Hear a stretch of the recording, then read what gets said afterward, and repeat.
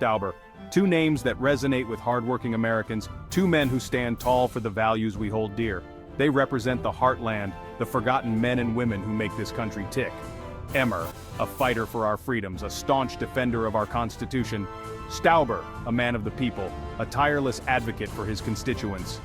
Both hail from the great state of Minnesota, a state known for its strong work ethic and unwavering sense of right and wrong. They are the embodiment of these values, carrying the hopes and dreams of their constituents with them every day to Washington, D.C., in a city often consumed by political maneuvering and self-interest. Emmer and Stauber stand out as beacons of integrity and common sense. Their commitment to their constituents is unwavering. Their voice is a powerful reminder that the American people deserve leaders who listen, who understand their concerns, and who are willing to fight for them. Emmer and Stauber are not career politicians, they are public servants in the truest sense of the word. They understand the challenges facing everyday Americans, the struggles of small businesses, the worries of families trying to make ends meet. They are a voice for the voiceless, a bulwark against the excesses of government, and unwavering champions for the American people. The nation watched with bated breath, the tension palpable as the verdict was read. It was a moment that had been anticipated for weeks, with emotions running high on both sides of the divide. The tension was palpable as the verdict was read. Faces in the crowd reflected a mix of hope, fear, and uncertainty, each person holding their breath, waiting for the words that would change everything. A hush fell over the crowd, the weight of the moment settling heavy in the air. It was as if time itself had paused, allowing the gravity of the situation to sink in. The news spread like wildfire, igniting passions and sparking outrage across the country. In cities and towns, people took to the streets, their voices rising in a chorus of anger and frustration. It was a verdict that would divide a nation, a decision that would reverberate through the halls of power and across kitchen tables in every corner of America. The impact was immediate and profound. This decision would reverberate through the halls of power and across kitchen tables in every corner of America. Government institutions braced for the fallout while families debated the implications over dinner. For some, it was a moment of vindication, a victory for justice and accountability. They celebrated in the streets, their joy a stark contrast to the despair felt by others. For others, it was a travesty, a politically motivated witch hunt designed to silence dissent and undermine the very foundations of our democracy.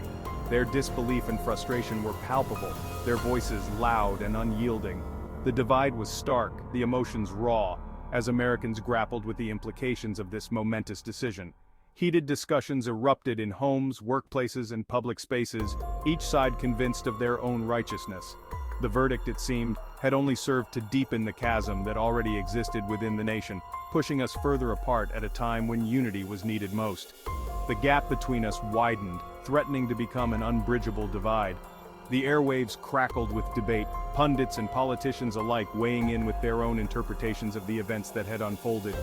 Each viewpoint added another layer to the already complex narrative. Social media became a battleground, a cacophony of voices shouting past each other, each side entrenched in their own version of the truth. The digital landscape mirrored the chaos and division of the real world. The verdict had exposed the fault lines in American society, laying bare the deep divisions that threatened to tear us apart.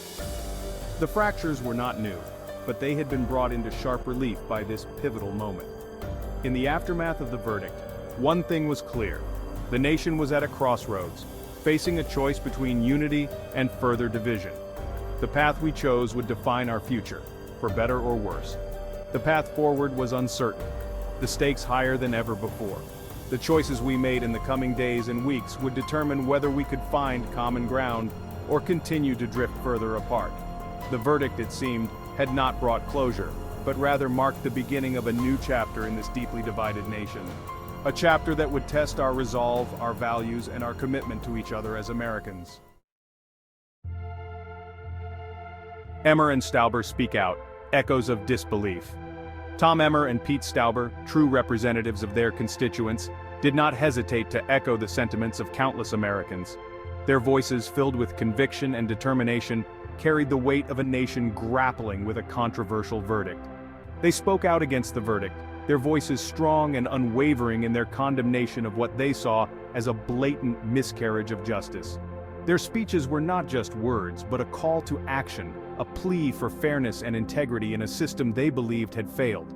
Emmer, his face etched with concern, called the verdict a travesty and a dangerous precedent. He emphasized the potential long-term consequences, warning that such a decision could undermine public trust in the judicial system. Stauber, his voice filled with disbelief, labeled it a witch hunt and a politically motivated attack. He questioned the integrity of those who had pushed for the verdict, suggesting that ulterior motives were at play. They refused to stay silent, understanding the gravity of the situation and the need to stand up for what they believed in. Their unity and resolve were evident as they stood side by side, presenting a united front against what they saw as an injustice. Their words resonated with millions of Americans who shared their concerns, who saw the verdict as an affront to justice and a threat to the very fabric of our nation. The crowd's reaction was a testament to the widespread discontent and the desire for accountability.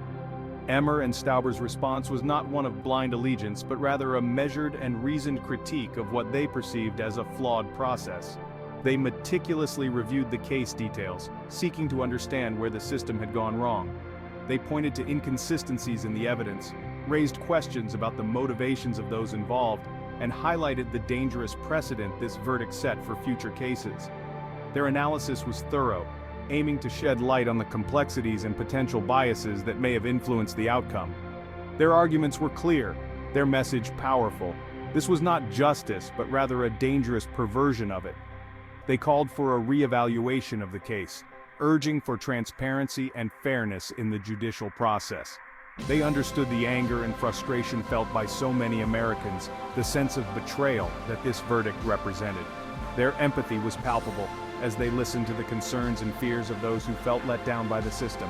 They pledged to continue to fight for justice, to hold those responsible accountable, and to ensure that such a travesty never happened again. Their commitment to their cause was unwavering, promising to be the voice for those who felt voiceless. Their words offered a glimmer of hope in a time of uncertainty, a reminder that even in the face of adversity, there were still those willing to stand up for what they believed in. They inspired a sense of resilience and determination, encouraging others to join them in their quest for justice and truth. The heart of their argument, a deeply flawed system.